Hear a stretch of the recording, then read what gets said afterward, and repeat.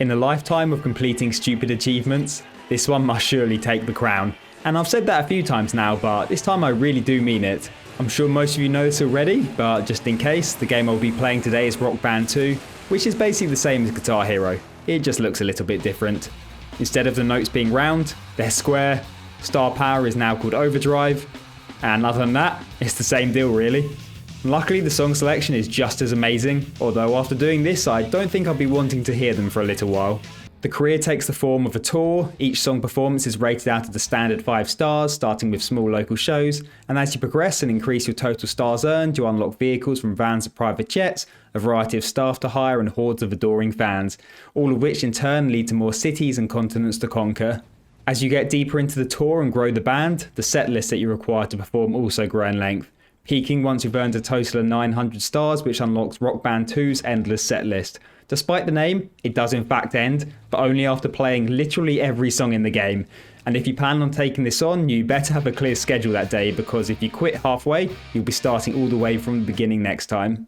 You can pause to take a break, but other than that, the only way to complete this beast is play through all 84 songs in a row. The endless set list can be played on all difficulties other than easy, and you can do it with any instrument. There are achievements for completing it on medium, hard and expert, and thankfully they stack, so doing an expert run will also unlock the other 2 achievements. But those are not why we are here today. If completing all 84 songs in a row isn't bad enough, there is one more achievement for anyone who fancies taking this challenge to the next level. And that achievement is the Bladder of Steel award, requiring the endless setlist to be played in its entirety without pausing once or failing any song. This is a little over 6 hours of non-stop strumming. And not only is that quite the test of endurance, you're also relying on technology not failing you. No power cuts, controllers playing up, or even accidentally hitting the guide or pause buttons.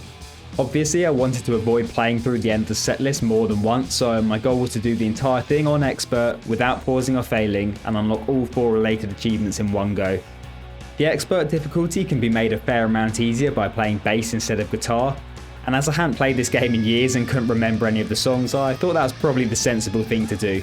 And to be honest, I hadn't played any rhythm games at all really recently, other than a trip to some arcades with my dad over Christmas. We managed to find one Guitar Hero arcade machine along the Great Yarmouth Beach where I claimed a few high scores, so if anyone fancies attempting to take top spot from me, please be my guest. I think this specific arcade was called Caesar's Palace, and if you're interested in which songs I played, let me know in the comments and I'll get back to you. The machine here worked pretty well though, the input lag wasn't too bad, and I grabbed a nearby seat because I'm not used to playing standing up at all. So back to Rock Band, I had a look online and found a short list of songs that can be potentially troublesome or at least worth making a note of, 2 being particularly tricky, Visions by Abnormality and Panic Attack by Dream Theater. I gave them a quick go to practice. Visions in particular was an absolute nightmare, and Panic Attack definitely had some tricky bits, but I thought with these being right at the end of the set list, I'll be nice and warmed up when I get to them and should be fine. The next decision I had was which controller to use. Using a wired guitar is obviously a much smarter idea, but the one wired guitar I have has a bit of a temperamental star power activation, so I didn't want to risk that if it had the chance of being the difference between me failing one of those last songs or not, so I chose the wireless one and bought some fresh batteries. And after that, I did a quick calibration for the TV, grabbed some water and snacks, and I was good to go.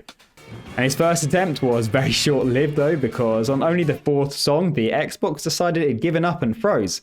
And to be fair, I would much rather it did that on song 4 than song 64, so that's a small positive.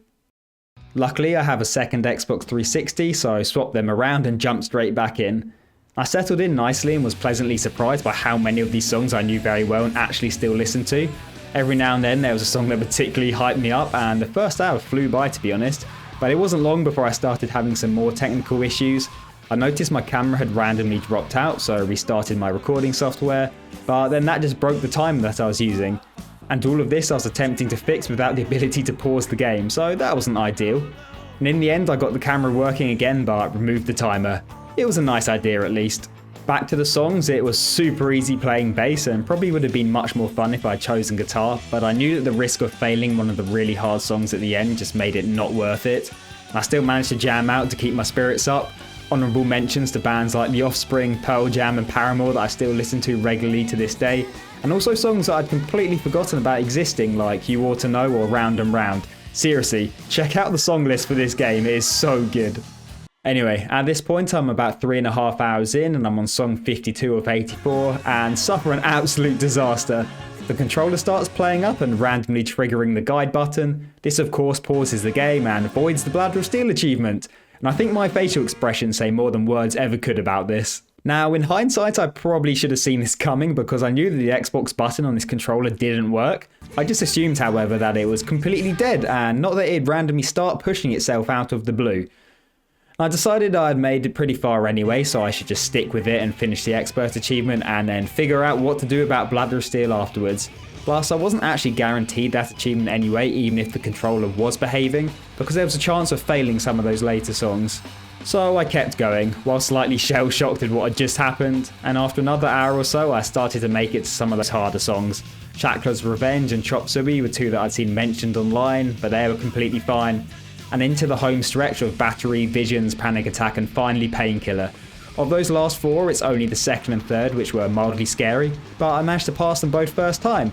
And after that, and a total of just over 6 hours, I finished the setlist ending song Painkiller.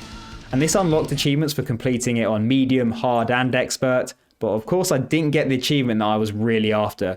And annoyingly, I didn't fail any of the songs on the way, so the only reason I didn't get it is because of the controller sabotaging me.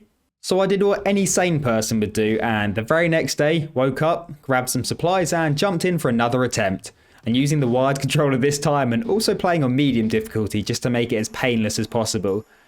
But playing on medium ended up being incredibly boring and I actually struggled with feeling really tired early in the run and it was a bit of a mental battle to tell myself that I'd be alright sitting there for the next 6 hours. I also set up a new timer which didn't break this time, so that's nice.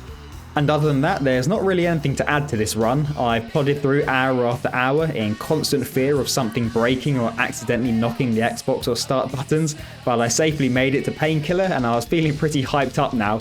The song is pretty epic, although it doesn't quite hit the same when you're playing it on medium bass. And after the celebratory fireworks show, the timer had just hit 6 hours and 11 minutes and I was done. Up popped the Bladder of Steel award, and that has to be the most stupid achievement that I've ever put myself through, considering I basically did it twice in 2 days.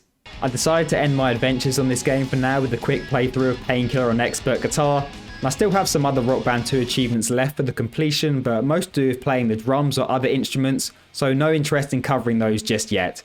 I'm sure I'll get there one day though.